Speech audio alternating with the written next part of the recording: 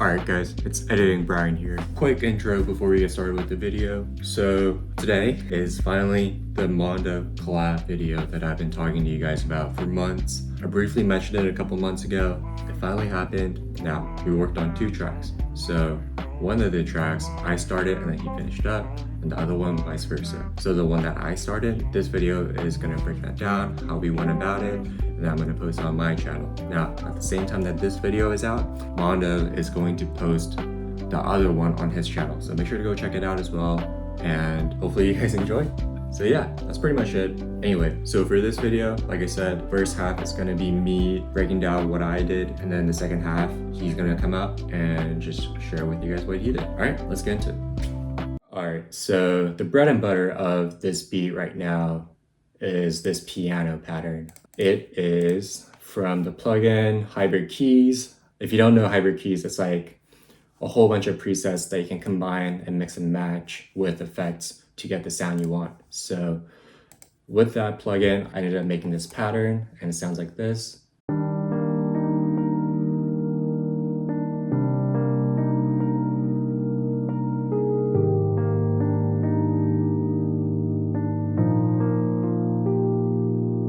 And the effects I have on it are just a simple EQ, just to raise up the mids a little bit. But yeah, like I said, that's pretty much the bread and butter of this entire beat, because that's going to be playing pretty much throughout the entire song. And then I got this bass here. For those of you guys who don't know me, I actually, sometimes, I used to use it a lot more, but I use a very heavy synth bass. It's from GMS. It's a FL Studio stock plugin. It's a Nails preset, and it sounds something, I'm gonna turn the effects off real quick. It sounds something like this. And then with the effects.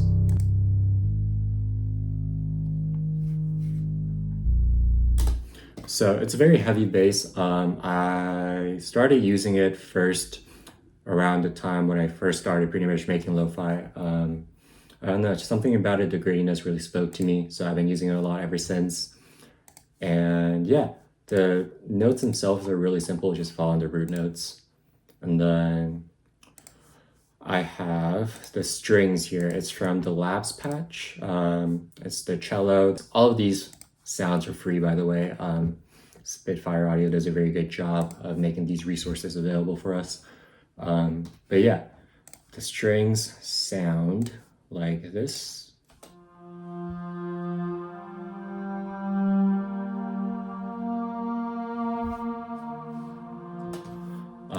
And then I have Valhalla Supermassive, which I've been finding myself using a lot recently. It's a great reverb plugin, really sets the ambience, and it's good for making pads as well.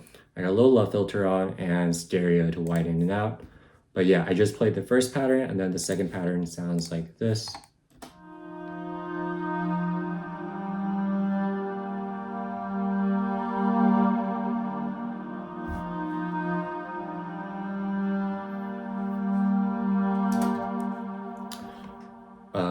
Yeah, that's pretty much it. And then I have pretty much for the last thing, the guitar. So unlike Mondo Loops, I actually cannot play the guitar. So I have to use a plugin.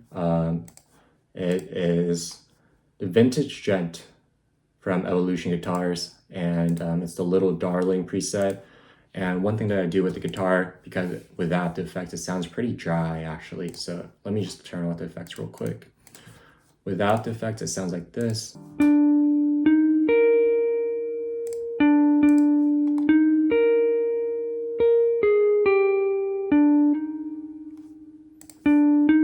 And then with the effects.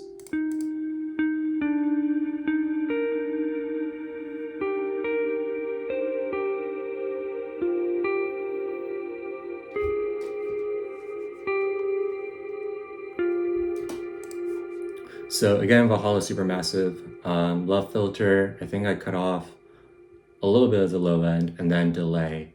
And with the Valhalla, it actually makes a very like synthy almost. It's like a pad trail. So without the Valhalla, it sounds like, and then with it, it's almost like I'm adding in a pad at the end anyway. So yeah, that's one of the reasons why I use Valhalla.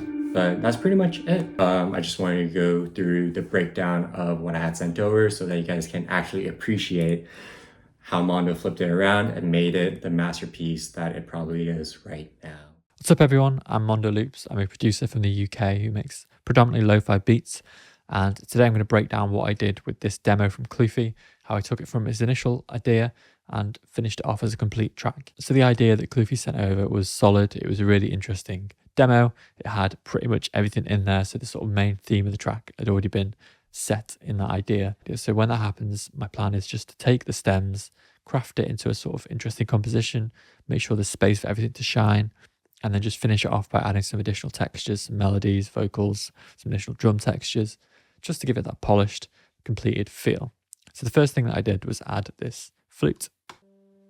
So this is the Swam bass flute. Swam make models of flutes and brass instruments, saxophones, etc.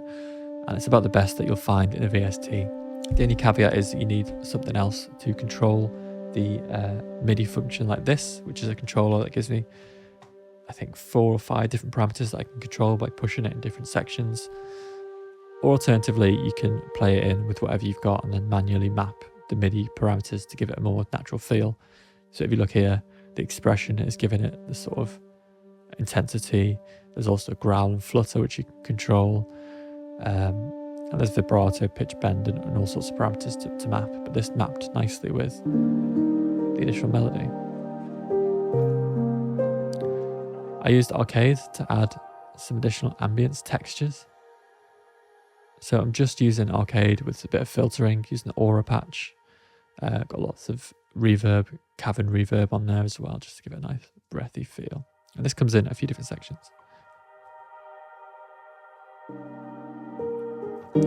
I also add some vocals from the Alex Lens Spitfire Audio VST. It's about $30 and it's got some great vocals as well as some more interesting sound design elements to it too. So this is in there, and we also get a nice guitar lead that comes in the second section. So this is using the archetype for the amp simulation and just playing DI with my guitar. I use this amp on there as well as this cab that matches, and I've got a bit of echo and reverb. The echo and reverb in this plugin are insane. A really great plugin. And that sums up the sort of main instruments that I added, and then I made space for everything that Cloophie gave me. So I've got strings that come in and out, which really nice addition from Cloophie. Got the piano progression that he sent me. I layered that with a couple more pianos. So I've got the Cloophie piano, which sounds like this. I layer it with Lecco, which is a really sort of intrinsically sort of noisy plugin. Gives it all the clicks and effects of a real piano. And then I layered it with a contact patch from Spitfire Audio again, from the Alpha Arnold's Composer Toolkit piano. And that's the sort of all the instrumentation. Layered it with, again, there was another guitar melody that Cloophie sent over, which I thought was really nice. Not sure what he did this on, but it sounds great. And then onto the drums. So, again, like the kick, Cloophie sent over, the bass Cloophie sent over, and a snare was also sent over. But what I did was just texture up the drums a bit, just to give it a little bit more movement. So this is the groove that Cloophie sent over. It's got a solid rhythm to it already. So I just wanted to add a bit more texture. Firstly, just drumming on the guitar, to give it a little bit more of a perk loop. And I just make sure that ducks out of the way for the kick.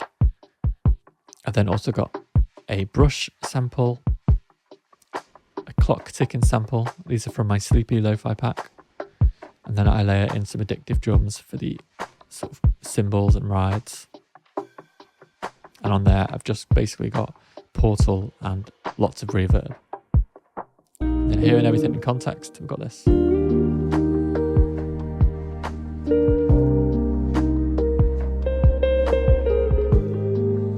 So yeah, I hope that wasn't too rushed, but a lot of the work here was really Cloophie's initial idea, and I was just adding textures and a bit of a composition to flesh it out a little bit. Do stay tuned because we're going to be working on more tracks as well and more breakdowns. But yeah, thanks Cloophie for working on this track with me.